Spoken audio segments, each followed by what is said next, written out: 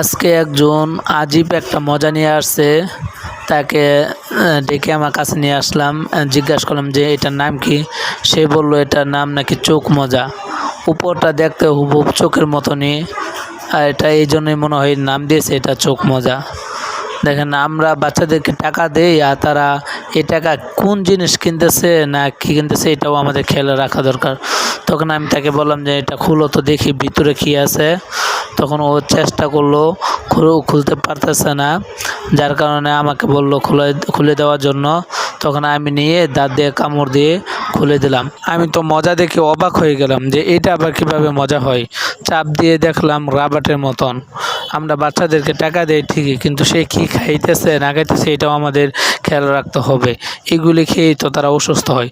তখন আমি তাকে বললাম যে খাও তো দেখি, নিশ্চয়ই ভালো লাগবে না। তখন সে কামড় দিল, কামড় দিয়ে একটু না খেয়ে বলল যে জি, ভালো লাগে না।